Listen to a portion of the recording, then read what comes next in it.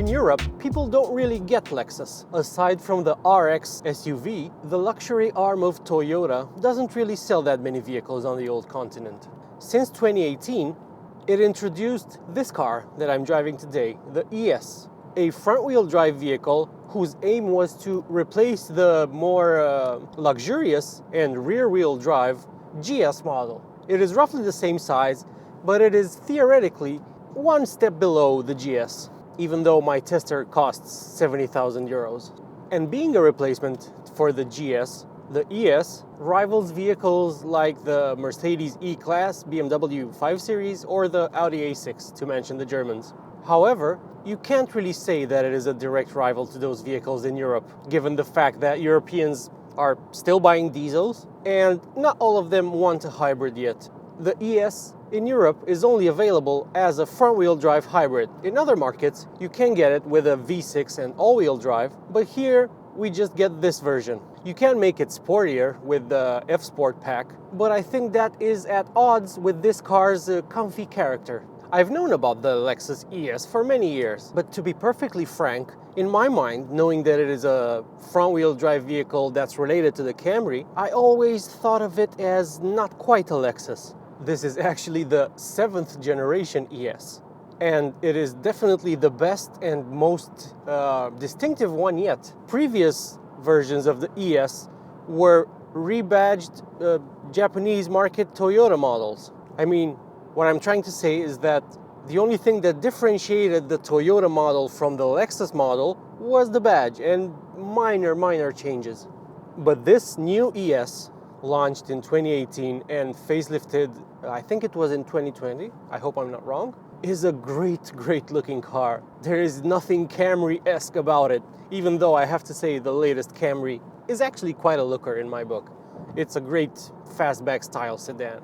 Coupe-like sedan. Great looking car, that. But the ES takes the design and the style up a notch, definitely. I mean, it looks far more luxurious. This car actually draws looks. It is quite an attention hog, especially since in Europe, people don't really see that many of these on the road. And especially car people will notice it right away. My tester is the only model available, the ES300h. It is a more or less top-of-the-line model in luxury trim. That's why it costs 70,000 euros. And it is very well-spec'd and very pleasant to drive and luxurious. And especially pleasant for passengers in the back because the rear is ridiculously roomy. You have a big boy luxury sedan console with buttons, so the armrest that flips down has all the controls. Even you can even recline the seat backs in the rear, so that's pretty awesome. And not only does it have that functionality, but it's also in the armrest, which I think is an extra luxurious touch. Think Mercedes S-Class type vehicles, so one class above this in terms of size at least. This car also has the optional electric rear blind that is very luxurious feeling again. It automatically goes down when you put the car in reverse. It also has blinds for the side windows, although those are manual. The rear windows also go completely down. The amount of space in the back might seem surprising if you're not familiar with the vehicle, but when you look at it and see just how big it is, and then you look at the spec sheet and read that it's 4 meters 96 in length, you start to understand that space in the back is not an accident. The sloping roofline does eat into headroom. I mean, I do touch the headliner if I sit in the back, but you can slouch a little bit and just slide forward, and you're still going to be very comfortable on a long journey. This is a remarkably comfortable car, both in the front and in the back. And staying in the realm of uber luxury car features, you even have buttons here to control the passenger seat. You can bring it forward or recline it in order to make the boss, who presumably would sit in the right rear seat, especially comfortable. Although he certainly would not mind driving this vehicle or being in the front. I started talking about this car's interior because to me it is the most impressive part of the entire package. Lexus does interiors in a very unique, typically Lexus way. So in the front, you are greeted by a fairly old school looking dashboard, I would say. I'm pretty sure they upgraded the screen with the 2020 facelift, and it is certainly better, but it's not among the best. Nor is the digital gauge cluster, although both are, they're okay. One of the things I really like about this interior is the bamboo wood trim. It is not only wonderful to look at, very Asian/Japanese, but when you touch it, it's a very unique tactile experience, as is the rest of the interior. Aside from here, lower down on the door, and here, all other surfaces are very pleasant to the touch. Lexus even goes to the trouble of padding the inside of the handles that you pull the door from. So the handles are padded on the inside, and if you reach all the way down, there's actually some carpeting there so that you don't touch bare plastic because you're rich. The steering wheel feels wonderful to the touch. It is heated. You have 2 levels of heating for the wheel. It is phenomenal. It is fantastic.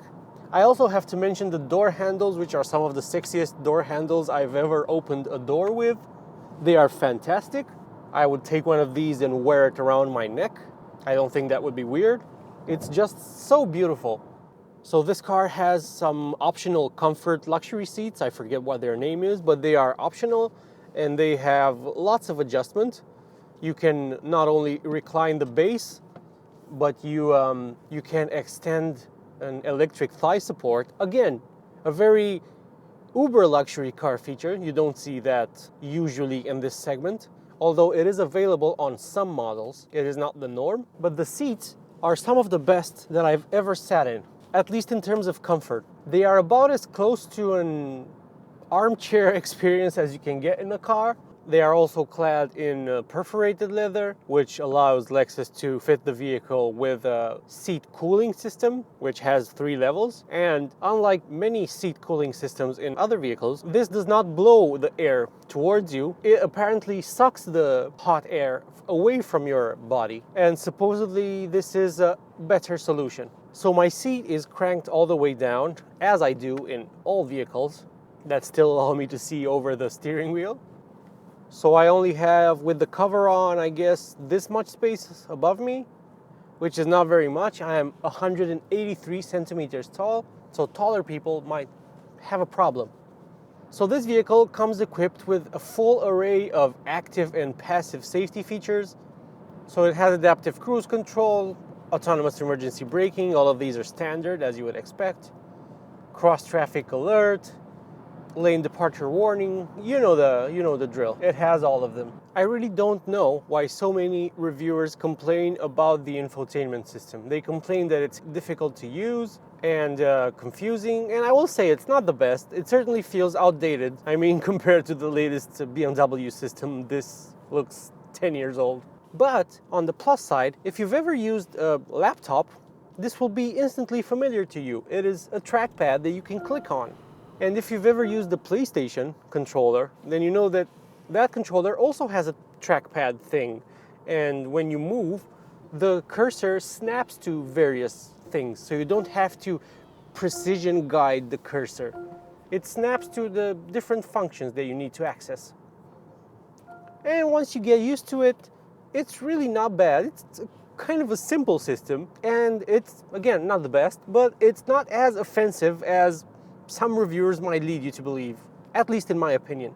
You can hook your phone up to it though, with either Android Auto or Apple CarPlay, so that's good, and I'm pretty sure it's standard now. So if you hate it, you can get rid of it. I will say though that this car connects to your Bluetooth audio, or to your phone generally speaking, quicker than any other car, to be honest. I mean, in some vehicles, you climb aboard, you wait for a while, and if you try to play the music, it will start playing on your phone, and then at some point it will switch to the car. But in the ES, whenever I get aboard the vehicle and I play my music, it instantly starts playing in the car. And I appreciate that, because it's sometimes frustrating to wait. Lexus says that for this car's upholstery, the dyeing process for the leather is aniline, which basically means that only soluble dyes are used, and this has the effect of not just coating the outer surface of the material. The leather actually gets penetrated by the dye, so even as it wears down, it won't change color. It will look the same. So that's pretty cool. And it is also very, very soft and plush feeling. I really like it. It feels different to the leather on the steering wheel though. This feels like more traditional leather, as does the gear selector. This car also has a color head-up display, which I cannot see with my polarized sunglasses. It's okay. It's a good system. There's nothing to criticize about it. Although, if you do move your head from side to side, some type of parallaxis effect goes on, and it looks a bit distorted. But if you look at it dead on, it's great. The digital gauge cluster in my tester is the boring standard one. If you opt for F Sport, then you get the dial. Well, it's not a dial. It's just the surround that moves mechanically from side to side when you put it in sport mode or when you want to have the full screen on the left. This doesn't have that. But if you put it in sport mode, you do get the white rev counter, like in the Lexus LFA. I will say that engine noise and vibration are very, very well suppressed in the ES. Between the engine compartment and the passenger compartment, there's three levels of soundproofing, three different types of soundproofing. And it really works. You do hear the engine, but you don't really feel the vibration, and it's really, really smooth. And apparently, around 93% of the underside of the vehicle is covered so that air passes over everything more smoothly and it doesn't cause additional noise, wind noise, from under the car. With that being said, I was surprised and a bit disappointed at how loud the wind noise is, especially around the optional sunroof, which is kind of small for 2022, but there you go. Even if you close the cover, which is manual again, you can still hear the wind. I genuinely was not expecting this. I mean, road noise is so well suppressed in this vehicle. It's very, very well done. So it's surprising that at high speed, even now when we're doing 75 kilometers per hour, I can still hear the wind around this area. No complaint about its high-speed ride quality though. That is impeccable, remarkable. Better than you would expect, especially since it has traditional non-adjustable dampers. You can get adjustable dampers in the F Sport, and they do stiffen things up. This vehicle is one of the most boat-like I've driven in a long time. And I even drove the Mercedes E-Class with a non-adaptive standard suspension not long ago, and it did not feel as boat-like as this. This is even more comfort-oriented than an E-Class. And to be perfectly honest, the steering is not dead. You do feel some of what the front tires are doing. But since this is a front-wheel drive vehicle, some of the feel will always be corrupted, and it will not be as pure as a rear-wheel drive vehicle. Even one that is not overtly sporty, and it's not trying to wow you with its tactility, with its tactile handling. But this is a very big floppy boat, an almost 5-meter long boat. Don't get me wrong, I'm not saying it as I don't want to detract from this car's image and character, because I get it. I understand why it exists, I understand why the GS is no longer available in Europe, and I understand why it was replaced by this car.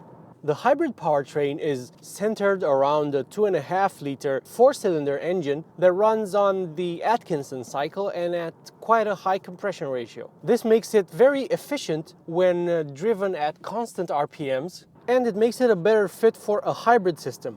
It makes around 215 horsepower.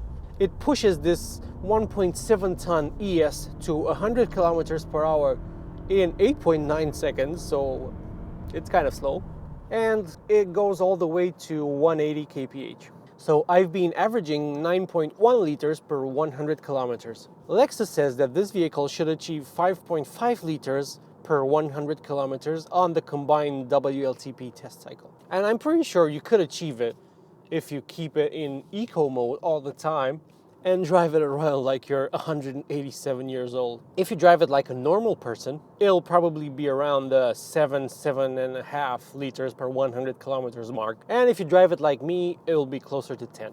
In terms of this car's off-the-line acceleration, it does feel ever so slightly sluggish off the line, but then it does pick up. Atkinson cycle engines are known for their lack of torque low down, and this is where the electric boost of the hybrid system comes in to assist and provide torque where the internal combustion engine doesn't have that much. And it's certainly good. It does pick up quite well. There is a little bit of lag and then it picks up. If you put it in sport mode, it does get a bit more immediate. Throw it into this corner. It's not a corner carver, this car, not at all. One thing I will say that's positive, and it surprised me, is that the CVT transmission is not as offensive as I thought it was going to be for an enthusiast such as myself. I mean, sure, when you floor it, it does stay at a constant RPM. I think it's 5.5. So yeah, it just stays there, it gets closer to 6. But once you lift off, the revs do go down, and you're never really going to thrash this vehicle. It is definitely the kind of car that you might actually want to try to achieve the claimed efficiency numbers in, because it is just not that exciting to drive quickly. And if that's your priority, then you should just look elsewhere. The ES is not for you. But is this car really just for retired dentists? Well, I don't know. I would have to drive it for a lot longer and live with it for a lot longer, because I have a sneaking suspicion that the more you live with this vehicle, the more it starts to seduce you with its smart solutions to problems you didn't know you had or didn't know existed, like the aforementioned carpeting at the bottom of the door handles. I mean, where do I begin? This car is designed to take the stress out of life. And if you view it like that, then it starts to make a lot of sense. One feature that I do like and is unique to Lexus is Climate Concierge. I got to experience it in the Lexus UX that I previously drove. But in that car, it didn't really have that many systems to play with. Here, you can put the heating and cooling for the seats as well as the heating for the steering wheel in auto mode. And that basically leaves it up to the car to decide which parts need cooling, which parts need heating, and how much of it. It's like automatic climate control, but extended, if you will. And the vehicle is very clever. I mean, if the driver's seat, for instance, is too hot and the passenger seat is too warm, it has different sensors to measure these things. And I have left it in auto. And interestingly, right now, in auto, it has deemed it necessary to cool my driver's seat, whereas the passenger seat is set in auto and there's no heating or cooling going on there. I also think this is quite a practical car. I mean, the armrest is big and roomy. It has a wireless charger here, and you can open it both ways like in a Mercedes. You get a pretty big cup holder here and an even bigger one that you can adjust the height of. I like that the door pockets are big. I like that the glove box is also quite big. I like the airplane style pockets behind the front seats, and they have a hard shell, so they hold your things better than netting. I like the optional Mark Levinson sound system. Older Lexus models were more understated. Just look at the previous generation of the ES, the 6th generation. This shouts about its opulence with those very unique looking headlights with the Nike swoosh LED daytime running light signature, which is actually pretty great. The headlights also have blade scan technology, so they do more with fewer LEDs. So they have just 10 diodes and they achieve much more with those than other manufacturers with more. The wheels also help drive home the point that this is quite an opulent vehicle, and they work very well with this car's design. I love the wheels. I think they're very suitable. This is one of those cars in which I would not swap out the standard wheels for a new set. I don't think I would need to do that. It looks so good stock. I also adore the tapering rear end and the design of the rear light clusters, and I also absolutely love the spoiler. I don't think it would look half as good without it. It's such an important visual touch. I'm not really sure if it does anything to the air. It probably does. But it just looks so good, and it does give this vehicle a bit more of a sportier vibe. It doesn't really deserve it, but visually it's there. Now, should you buy this vehicle?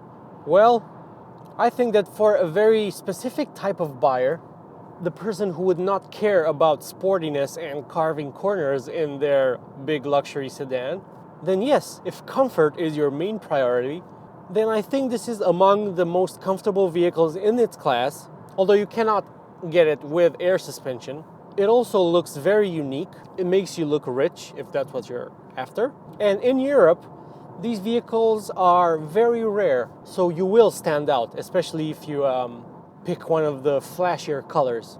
It's a very interesting vehicle, the Lexus ES. I'm pretty sure it's not going to be a big seller because Europeans like their European cars. Otherwise, the GS would have still been on sale here, and Lexus would have been a more noticeable presence on our roads. But it is not, and there's a reason for that. And it's buyer preference. It's not necessarily that one manufacturer makes better cars than another. And the Lexus ES doesn't make as much sense to European buyers as domestic, let's call them, offerings from our own continent. The same cannot be said of Lexus's SUVs and crossovers, but we'll get to talk more about that when I test the new NX, which is Lexus's rival to the BMW X3 and Mercedes GLC. Until then, I thank you so much for watching this video. Please subscribe to the channel if you have not done it already, and I'll see you in the next one. Take care.